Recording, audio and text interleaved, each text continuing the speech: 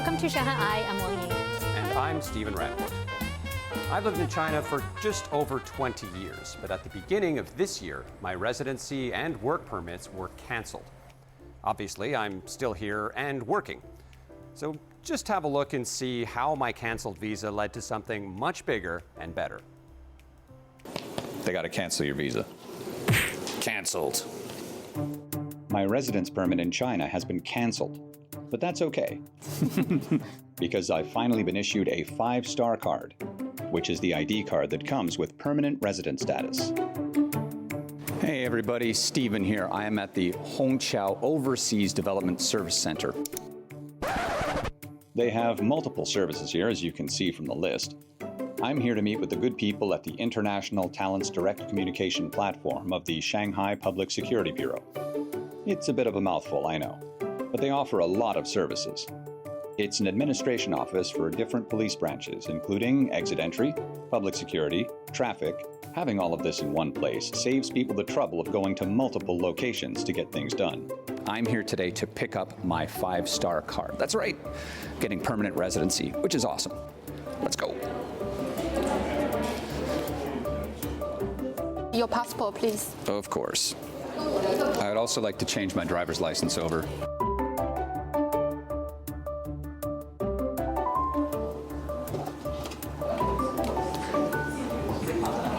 Okay. Here's your 5-star card, and please check the information on that. Okay. So now you have the work stay permit, and after you have the 5-star cards and the permit will be cancelled, you could use this card. Okay, so I no longer need the work permit or the temporary residency. Yes. You know, the picture looks better than I remember. Now I'm getting my driver's license changed in order for it to match up with the ID number on my new 5-star card. It's only 2 desks down.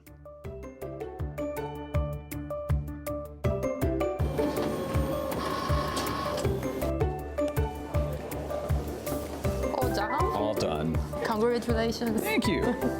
And after you have the 5-star cards, and it could be used to buy the train tickets, flights, and Disneyland tickets as well. Okay. And some common app registration and banking. Okay. Yeah, I think for the next couple of days this week, I'm going to be going to my bank and then to China Mobile and then to, much like what I did with the driver's license, just changing from passport registration to this number. Yay! You know, I've lived here for 20 years, and every year I've had to go to the visa office to renew my work permit, renew my temporary residence permit. The process did get a lot easier over the years, but I don't have to do that anymore. At least not for the next 10 years. Super cool.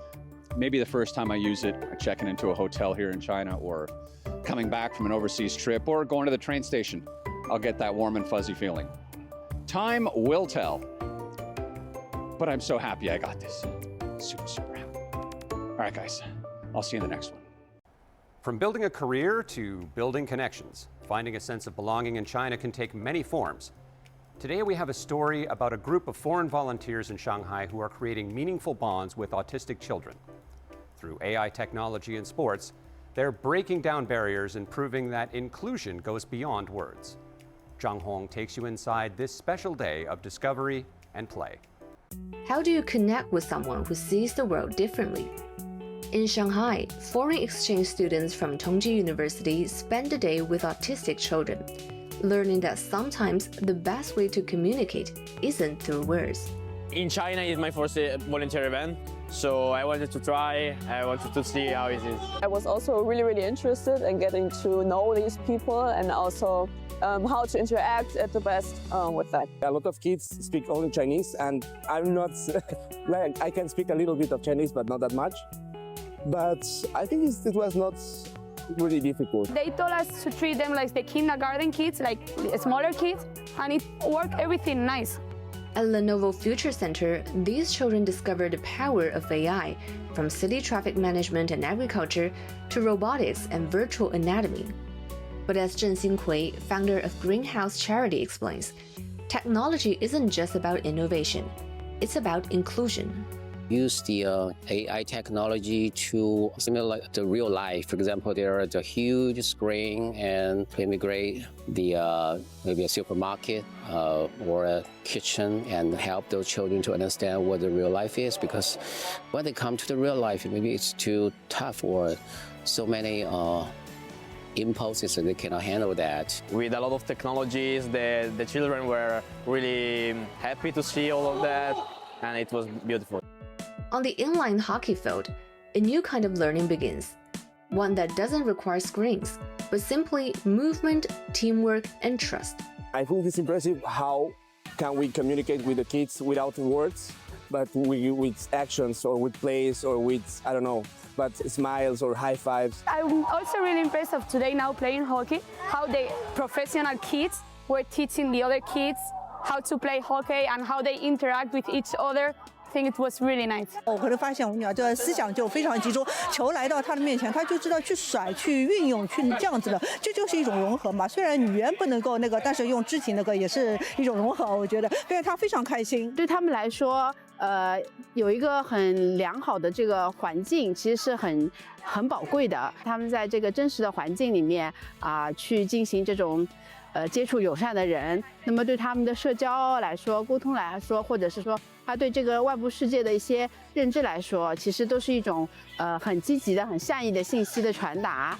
Technology can teach, but human connection, that changes everything. 因为他自己去上学嘛，他就跟小朋友就建立不起来那种互动。像他今天一开始是哭的，因为他很紧张，他不知道怎么跟小朋友去拉手，他都很紧张，他哭。但是后来的时候，他就跟他们玩得很好，挺不容易的。Some volunteers come here, they think, okay, I'm a volunteer for the next 2 hours. I need to sacrifice. You do not need to sacrifice to communicate with them. They have some problem, for example, to set rules, set boundary. They will just get very closer to you. You can say to him or her, you're too closer to me. I feel not so comfortable, and I think the safe distance should be in arm length. It's a very important experience for ASD children. Autism spectrum disorder affects an estimated 1 in 100 children worldwide. Many struggle with communication and social interaction. While some people with autism can live independently, others need lifelong support. Research shows that early intervention, including social activities, can significantly improve their ability to interact with the world.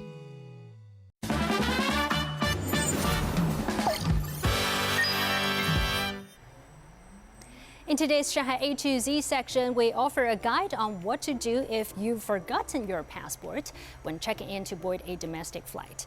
If you are in this situation, don't worry, you can apply for a temporary travel certificate. Just follow these simple steps. First, go to the duty manager's desk at the airport and explain your situation. You need to provide your name, passport number, and flight details. The airline will print out a copy of your ticket information. Then take this ticket confirmation copy to the airport police station to apply for a temporary travel certificate. The police will issue a stamped temporary ID with your photo. Additionally, if you have other valid identification, such as a diplomatic passport issued by the Ministry of Foreign Affairs or a Chinese permanent residence card, you may be able to use those for your flight. The temporary travel certificate is valid for 10 days, but specific rules may vary depending on the airport. If your travel extends beyond this period, you will need to reapply. And please note that this certificate is only valid for boarding a flight and cannot be used as identification for other purposes. And now it's time for the Shanghai Q&A. Today's question is from Zoe in France. I am planning my trip to China. I want to visit Beijing first and then Shanghai. I see that flights from Beijing can land at both Pudong and Hongqiao airports.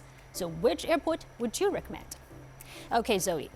Hongqiao Airport is a short distance from the heart of the city by metro, bus, and taxi, while Pudong Airport is a lot farther away from downtown Shanghai.